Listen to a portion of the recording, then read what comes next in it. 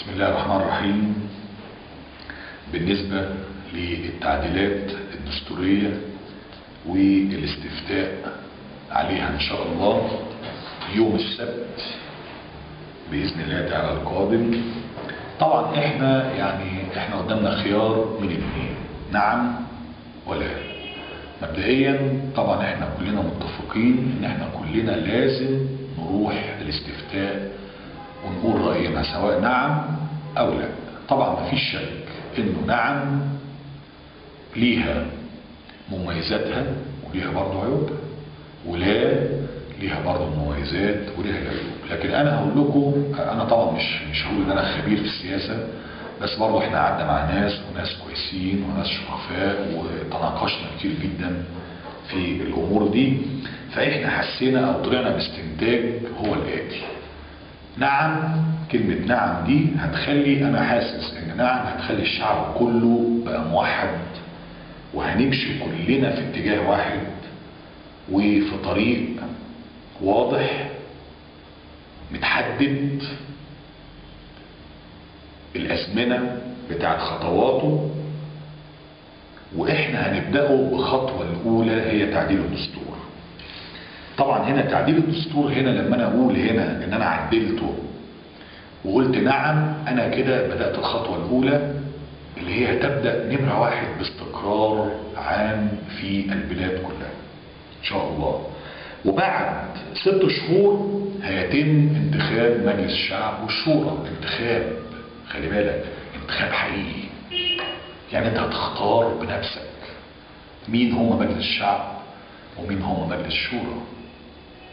نمرة 2، هتلاقي المجلس الشعب المنتخب ده هو هيبتدي يعين منه هو اللجنة التأسيسية اللي هي هتعمل ايه؟ الدستور الجديد. طبعا خلي بالكم يا جماعة، المادة 189 مقرر بتنص على إلزام تام بتغيير الدستور. يعني احنا مش عدلنا الدستور وهننام في الخط او يقول لك ده هيعدلوا الدستور وهيبلطوا على كده، لا. وبعدين انا عايز اقول حاجه، هو احنا فينا وفين تعديل الدستور؟ احنا كنا نحلم ان احنا نغير ماده واحده في الدستور. احنا النهارده بنغير كام ماده؟ بنغير المواد اللي هي فيها المشكله الكبرى، باقي المواد هتتغير. ولازم نثق في الجيش، احنا واثقين فيه. الحكومه الحاليه كلهم من الشرفاء، فلازم نثق فيهم كلهم. نثق في ايه؟ انه فعلا هيتم التعديلات الدستوريه بالفعل زي ما قلنا، وتغيير الدستور كاملا، وده بعد 6 اشهر من انتخاب مجلسي الشعب والشورى. ثم يبدا انتخاب رئيس الجمهوريه. طبعا انتخاب رئيس الجمهوريه ده اللي احنا هنختاره بنفسنا هيبقى قبل اعلان الدستور الجديد بحوالي 2 إلى 4 أسابيع. طبعا لازم يكون في الاخر للناس اللي هيقولوا نعم ان هم يبقوا واثقين جدا ان الدستور فعلا هيتغير، واحنا ان شاء الله واثقين في الجيش، واثقين في الحكومه. لازم يكون عندنا ثقه يا جماعه مجلس الشعب ومجلس الشورى اللي احنا هننتخبهم بنفسنا بغض النظر هم ينتموا الى اي اتجاه.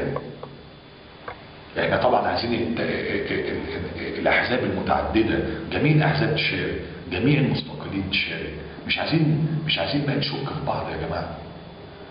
وبعدين لازم نثق في رئيس الجمهوريه اللي احنا برضه هنختاره. كل حاجه بقى باختيارنا، احنا خايفين من ايه؟ بالنسبه للناس اللي هتقول لا، ما احنا قلنا الناس دول عندهم برضه اسباب وجيهه، عايزين يغيروا الدستور كله من الاول. ما هو يا ريت يتغير كله من الاول. انا فاهم انهم عايزين ايه، وهم اهدافهم فعلا نبيله، لكن انا عايز اقول انه لا، في الوقت الحالي، في الوقت الكريتيكال اللي احنا فيه دلوقتي، احنا في وقت يا جماعه كريتيكال، احنا مش في وقت البلد فيه مستقره وهنقعد بقى وهنقسم، لا. احنا بلدنا دلوقتي في وضع مفيش فيها استقرار. وخلي بالك جميع دول العالم بص علينا، وبالذات الدول الاجنبيه. انا معلش انا عايز اقول كلمه، الدول الاجنبيه بيقولوا ده الثوره جميله والشعب المصري برافو عليه، انا حاسس ان هم لا، ان هم مبسوطين عشان ان احنا مش مستقرين وعايزين الاستقرار يفضل غير موجود لاطول فتره ممكنه. خلي بالكم، فعشان كده انا عايز اقول ان كلمه لا دي كانت ممكن نقولها لو وضع البلد يسمح، لكن النهارده في الوضع دوت كلمه لا هتعمل اختلاف شديد بيننا، وهتعمل عدم استقرار في البلاد لفتره طويله. حوالين بقى هنعمل مجلس رئاسي ولا المجلس العسكري هيكمل؟ طب المجلس الرئاسي عدده كام؟ طب هيبقى فيه جيش ولا كله من المدنيين؟ طب هو من المدنيين، يعني هيبقى الجيش، هيبقى المجلس الرئاسي فيه ناس مدنيه، طب مين هم؟ هننتخبهم ولا هنختارهم ازاي؟ طب هيقعدوا قد ايه؟ طب انتخابات الرئيس امتى؟ يا جماعه الموضوع ده خلي بالك في كلمه لا، كل التبعات اللي بعدها والقرارات اللي هتترتب على لا فيها كلمه مهمه جدا. متى ينتخب الرئيس؟ متى يعدل الدستور؟ طب الدستور هيتعدل امتى بقى؟ كمان سنه ولا سنتين ولا ايه؟ فانا شايف الخلاصه، انا شخصيا يعني رايي ان انا مستريح قوي ان انا اقول نعم، وانا مش بقول، انا بقول رايي. طبعا انتم بتقولوا رايكم زي ما انتم عايزين، اللي يقول اللي يقول لا، انا مفيش مشكله. وبرضه انا مش عايز حد يزعل مني يقول والله ده دكتور اسامه قال نعم، ده دكتور اسامه قال لا. انا حاسس انه نعم فيها استقرار في جميع شؤون البلاد.